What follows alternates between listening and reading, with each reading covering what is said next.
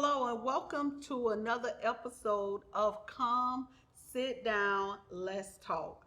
So today, I am not the master life coach or the chief curator or Miss Get You Together.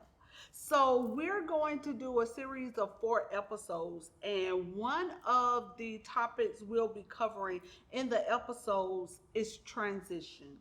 Well, when it comes to someone who carry multiple roles, like you've got to master the art of code mixing, being able to transition from one persona to the other, one personality to the other, and being able to do so allows you to be all things to all people. Like, so today I'm Mechelle, I'm your home girl.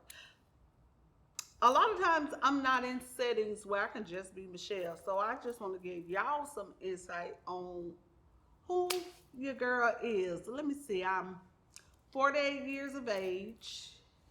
I am a mother of three, grandmother of three, and I'm a friend. I'm a good friend. Like, I'm that dope friend that you have a whole lot of fun hanging around.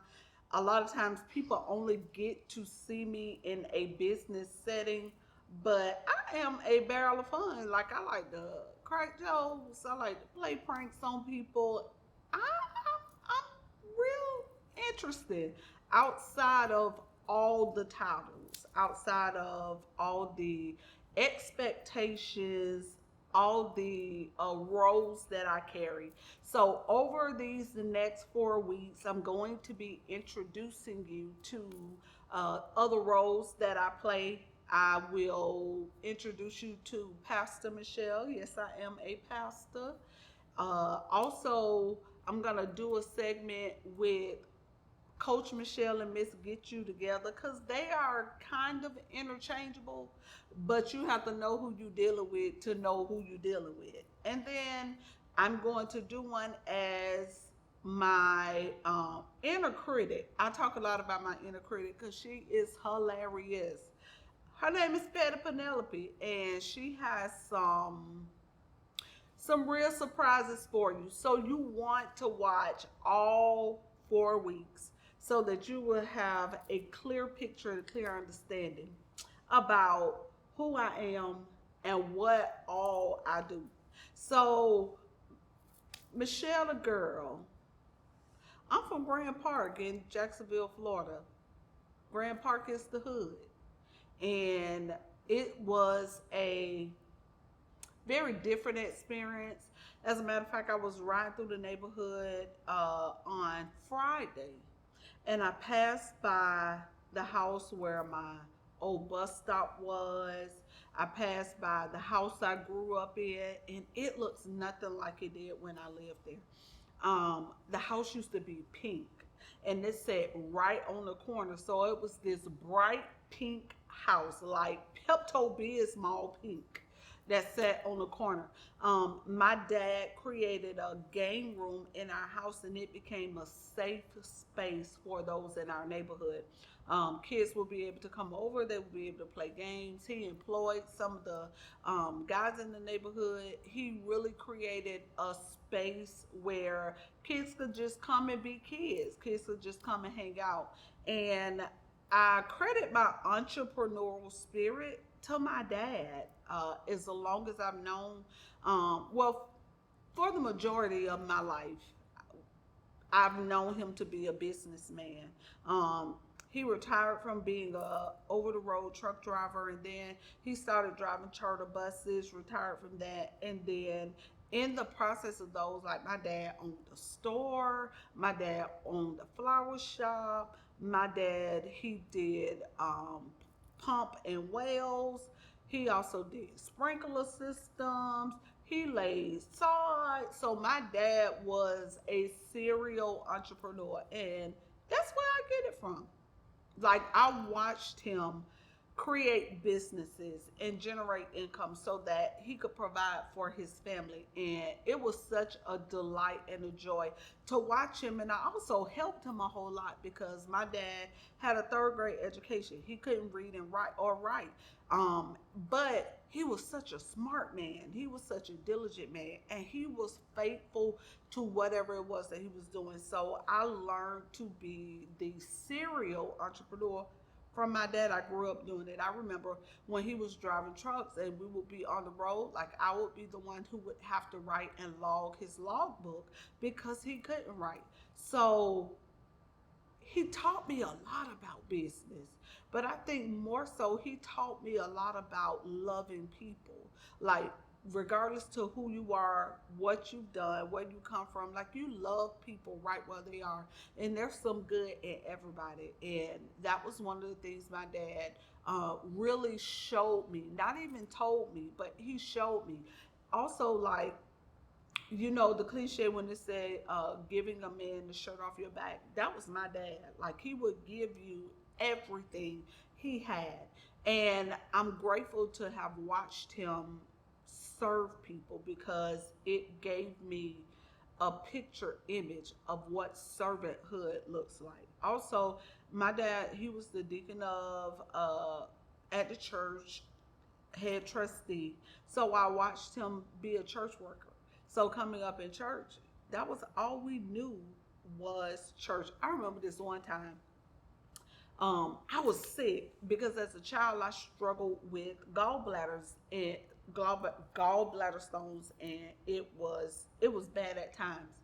And I remember this one particular time I wasn't feeling well. I was sick, and I was telling my mom I was sick.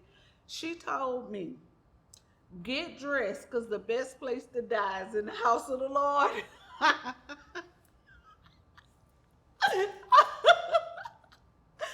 Oh Lord, my mama still is a trip, but that was how she raised us. Like, we were in church all day, every Sunday, every Tuesday, every Thursday, Friday.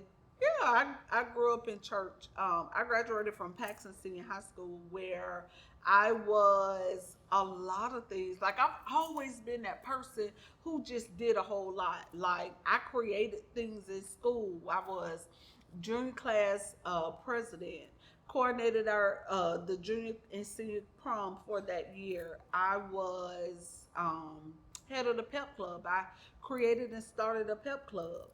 See, I was an honor student. I was really smart. I was always that chick that hung out with the fellas. So it was kind of fun growing up because my older brother played, he coached Pop Warner football. So I kind of grew up on the field with the fellas. So that was a very interesting dynamics. But I hung out with the guys. And even in high school, I was that friend. I've always been that one that everybody has always come to me to tell me their problems. As a matter of fact, one of our classmates, he was like, you told me something when we was in high school. You told me don't mess with this girl because she was trying to set me up. And he was like, I'd be doggone if she wasn't. So I've always kind of been that person for everybody. So not many people now get to really know me, get to really hang out with me, get to really see me in a different light besides being some of those roles that I carry. But hey, besides those roles, I'm an entrepreneur. I'm a fashionista. I love everything about fashion.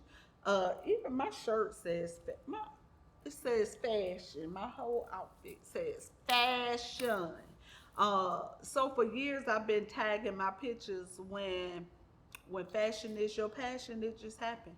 Because when I started putting it together, like, it just come together. I don't know how I do it, but I love everything fashion. I've always been that way. As a little girl, I've always liked to dress up. But that I definitely got from my mama. Like, old girl puts it together. So when it comes to the love of fashion, it's something not just I have, but like my siblings. Like, I had these two brothers.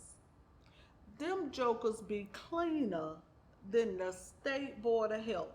You hear me? I'm talking about decked down, head to toe. My older brother walked me down the aisle for my wedding. They weren't saying, "Oh, she cute." They was like, "Look at his shoes." He done show up my wedding dress with his shoes. So I think we all have that love of fashion from my mama because old girl be sharp. She still be sharp. Let's see. Besides being a fashionista, being an entrepreneur, uh, I'm a good friend. Like, and I somebody's told me the other day I hoard friends because I keep friends for a long time. Like I literally, the bulk of my friends, we've been friends some for 30 years. Like I'm still friends with friends from high school. Like we have literally kept up with each other throughout the years. Cause I'm a good friend. I'm a good friend.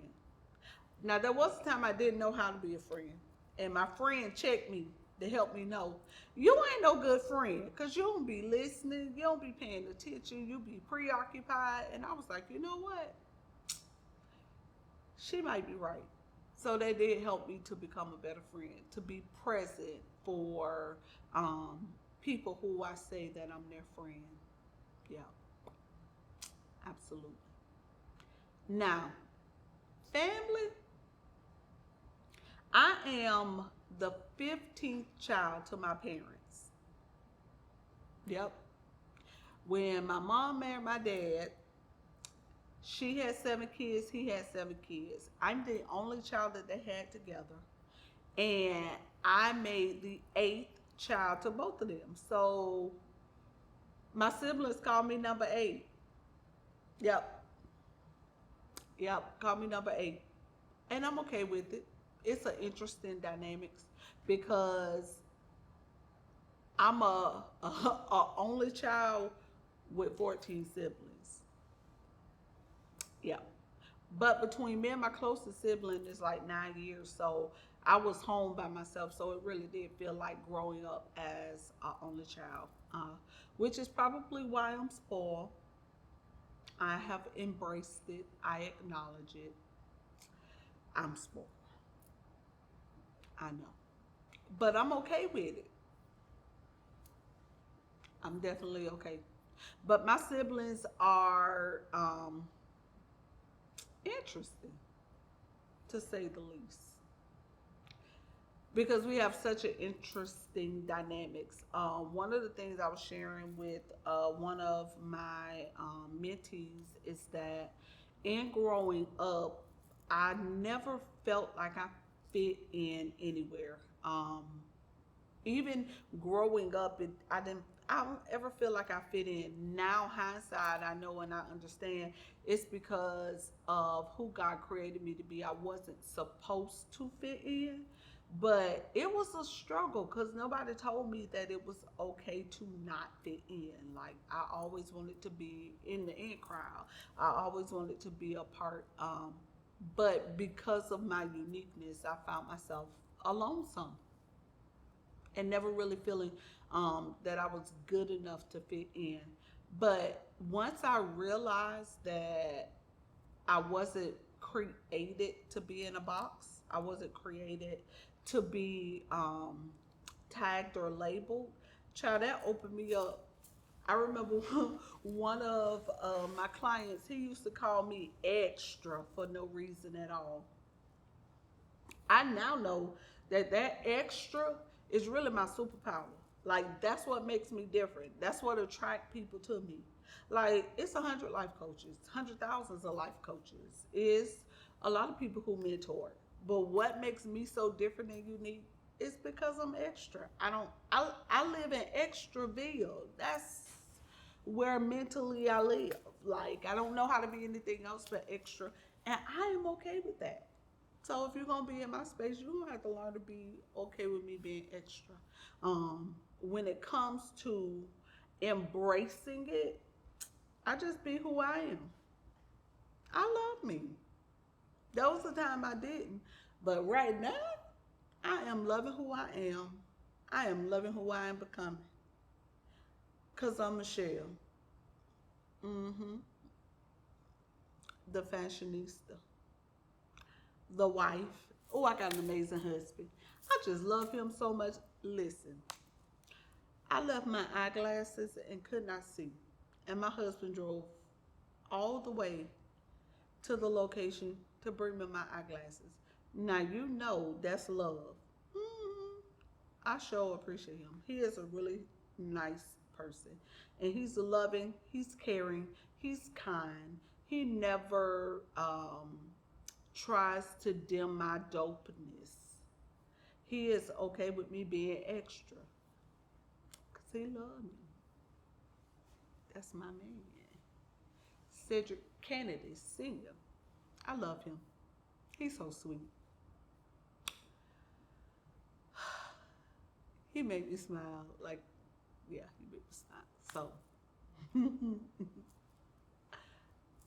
what does Mechelle like to do? Let's see.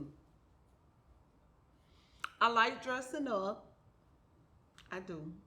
I've recently gotten into wearing athleisure wear, but so I said I'm a dressy person. Like for some people, it takes effort for them to dress up. Like it takes effort for me to dress down. Like I can go and I can get dressed up in 2 minutes because my clothes are organized, my jewelry is organized, my shoes is organized, and it's like a boom, boom, boom. For me to be dressed down, that take work. I guess because I've always been a dressy person, and my mama told me things like you make sure that you look decent everywhere you go, even if you're going to the mailbox, because you never know. You might meet your husband at the mailbox. So that instilled into me to dress up everywhere we go. So when I'm not that person that run to the store and be like, oh, I'm just running to the store. No, I got to get fully dressed, accessories and all. Because you don't never know who you going to meet or who you going to see while you in the store. So be presentable. Yes. What else I like to do? I like to read, but I'm an odd reader. Like I read books for informational purposes. Like I don't like to read just to read. You know how people who like to read, they can just pick up anything and read. No, it's got to have some information. So I'm an informational reader, and I love books. Like I have books on bookshelves. I have books in Kindle. I have books in Audible, and there are some books that I will buy all 3 ways because I love books. I love information. I love to dance. Listen, I will tear a dance flow down. I just went to a wedding yesterday, and the DJ he was playing the biker shuffle. One nobody on the floor dance floor. I was like, hey, it's my time. Look, I went up there. I was joking. I was the only person up there, and there was this lady. She was like, girl, you was doing that dance. I was like, yeah, girl. Cause I love to dance. Like my whole family like to dance. If me and my siblings is ever invited to your party, just make room cause we gonna take over because yeah, we love to dance. I love to dance. I love to line dance. Like I would go on the dance floor and tear it up. Like y'all know back in the day when we used to be in the club, it'd be that one person in the middle and everybody be around them because they dancing all cool. That was me. I was that person in the middle, jigging and dancing. And I still like to dance. Play some music and I'm gonna start dancing. My husband said I dance to everything, commercials, cause I'm gonna get my dance on. I love dancing. I love to have fun. Like I'm a real fun person. Like I'm one of them people who can rank. I will rank on you. I like to tell jokes. I do. I like to make people laugh. I like to make myself laugh because there was a time I couldn't laugh. So now I'm is gonna laugh. What else I like to do? Oh, I like to eat seafood. Baby, when I tell you I would tie some crabs up, I tell people I'm a crabologist. Like I can teach you how to eat blue crabs. I got it down pat. Baby, I break it open and bust the whole back open so you can get all that meat. Yes, I love seafood. I absolutely love seafood. And I get that from my older siblings. My mama too, baby. My mama would eat a dozen of crabs by her own self. So yeah, don't invite us to your crab ball because it ain't gonna be nothing left. We gonna tear it up. Absolutely. So, what else I like to do? I like to read. I like to dance. I like to eat seafood. I like to dress up. I like being a grandma. I do. I think that we should just be able to skip being a parent and go straight to grandparenthood. Like, I didn't enjoy being a parent. My children was bad. But I absolutely love being a grandparent. So I have three grandchildren, Tyler, Zion, and Sapphire. All three of my grandchildren look just like me and act just like me. They drum it out. They extra. And they very gifted and talented. And I'm so grateful. Listen, they know if they call they Mimi, she is coming. So Tyler lives here. He's the only grandchild that lives locally with me in Jacksonville. Zion lives in Valdosta. And baby, we will get on the road and drive to go see Zion. Sapphire lives in Tennessee. So we wait till she come here, but Sapphire is definitely gonna be in the building when she get here. And no, they can't call me grandma. They can only call me Mimi. Do I look like somebody grandma? Child, no. Can't call me grandma. You can call me Mimi though. It was funny when Tyler realized that I was a grandma. He never knew I was his grandma because I would only let him call me Mimi. And he was like, "Why I can't call you grandma? Cause do I look like somebody grandma? Absolutely. I'm gorgeous. You're not gonna call me grandma. Maybe one day I'll let him call me. No, he's not gonna call me grandma. So I adore being a grandmother. Tyler and I, we like to bake together. Like we bake homemade pound cakes in like 14 different flavors. They are the best pound cakes that you have ever tasted. They're like pound cakes like your grandma used to bake. And that is like our time to bond. That's my time I teach him lessons. Child, Tyler uh, can bake the whole pound cake. He can't put it in the oven though. He like Mimi, why I can't put it in the oven? Cause you're not finna play with my oven. You can play with this butter and this cream, but you're not playing with my oven. But he actually enjoys doing the cakes. Like when I first started baking, I named the bakery Tyler Tasty Treats. Tyler was only a really small kid. Just breaking the generational curse of poverty. I wanted to set my grandchildren up so that they will have businesses that's thriving on them, on their own. So I started Tyler Tasty Treats, and as Tyler grew up, he started realizing, about being an entrepreneur. So the same way my dad taught me how to be an entrepreneur, I'm doing that for my grandchildren. So he says that he is the co-owner of Tyler Tasted Treats, and he always trying to count how much money we make because he wants joys. Uh, and then I created ZiPhi Designs, which is a combination of my two granddaughters' names, Zion and Sapphire. So that's where ZiPhi Designs come from. And that's everything fashion. Like ZiPhi, we do styling, we do, we have a t-shirt line, we do some maxi skirts. We have a fashion show that's going to be coming up soon where we're going to be releasing some more gear. So be on the lookout of that. So ZiPhi Designs was created for my girls, and proceeds and money that is made is being put aside so that when they get ready to go to college, Mimi can go and cut them a check and be like, here, run that. So it is in an effort to break the generational curse of poverty. There's some things that I decided that stops with me, and poverty is one. So yeah, just thought I'd share with y'all about Mechelle, cause she ain't the one who show up on the shows. Like this her right here, your girl.